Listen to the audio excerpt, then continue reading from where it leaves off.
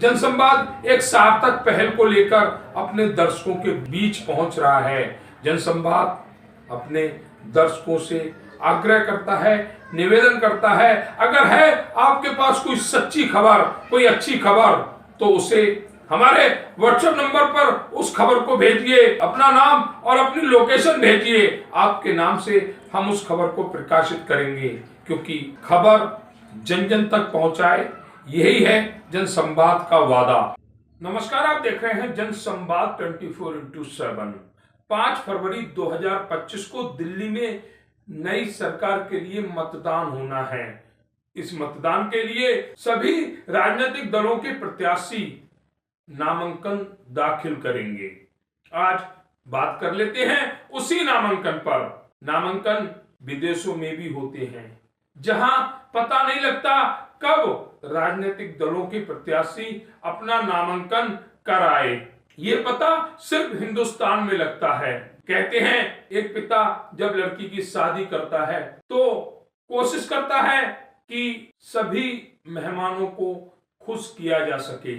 वह उसकी मजबूरी होती है, समाज को साथ रखना होता है। लेकिन जिस तरह से हिंदुस्तान में राजनीतिक दलों के लोग, प्रत्याशी, उम्मीदवार नामांकन दाखिल करने कार्यालय जाते हैं, चुनाव अधिकारी के पास पहुंचते हैं, तो ऐसा लगता है वह नामांकन दाखिल करने नहीं जा रहे, बल्कि अपनी दबंगई दिखा रहे हैं। जिस तरह से नामांकन दाखिल करने जाते हैं, रोड शो करते हैं, सड़कों पर जाम लगा देते हैं, उसी जनता के लिए जो जनता इनको वोट देगी। कोई एम्बुलेंस इनके जाम में फंस जाती है, उसमें कोई गंभीर पेशेंट होता है, वह समय पर अस्पताल नहीं पहुंच पाता और रास्ते में ही उसकी मौत हो जाती है। लेकिन इन नेताओं के चेहरों पर कोई सिकन नहीं आती। दिल्ली में नामांकन दाखिल करने का कार्यक्रम शुरू हो चुका है। जब ये कार्यक्रम समाप्त हो जाएगा तो इस कार्यक्रम में सभी राजनीतिक दलों के प्रत्याशी करोड़ों रुपया खर्च कर चुके होंगे। गाड़ियां होती हैं, अगर सीधे सीधे कहें तो ये सभी प्रत्याशी अपना भौकाल दिखाते हैं।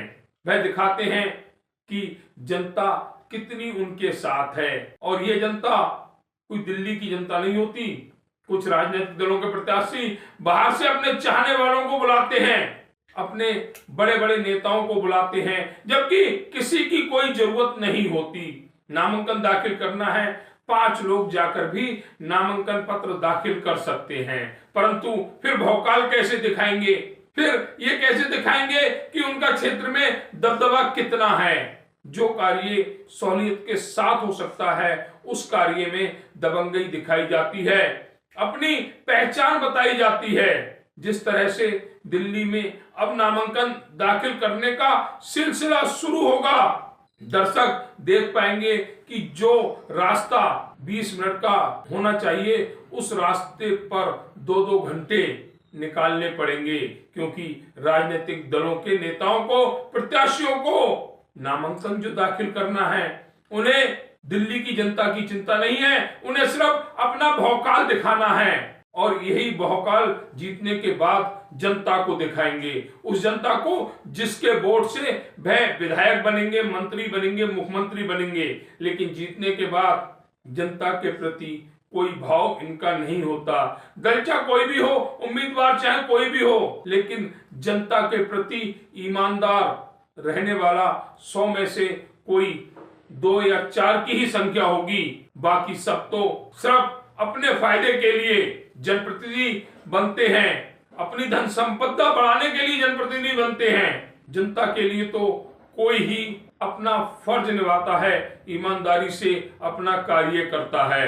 कुछ दिनों में ही दर्शक दिल्ली में भी देखेंगे किस तरह से नामांकन पत्र दाखिल करने वाले प्रत्याशी अपने पीछे सैकड़ों की भीड़ लेकर चल रहे हैं, सैकड़ों गाड़ियां लेकर चल रहे हैं, सिर्फ और सिर्फ भौकाल दिखाने के लिए। राजनीतिक दल दूसरे देशों में भी हैं, यहां भी चुनाव लड़े जाते हैं, नामांकन पत्र दाखिल भी करे जाते हैं, परंतु वहां के लोग भौकाल नहीं दिखाते। जो प्रथा हिंदुस्तान में चल पड़ी है, वह अन्य किसी देश में भी नहीं है। चुनाव सभी जगह होते हैं, परंतु भारत जैसा खेल कहीं नहीं होता। अगर जनसंवाद की खबर आपको लगती है अच्छी और सच्ची, तो हमारे चैनल को लाइक और सब्सक्राइब करें। बेल आइकन बटन को प्रेस करना ना भूलें, जिससे कि हमारे और आपके बीच की दूरी कम हो, हम हमेशा आपके साथ अपडेट रहें।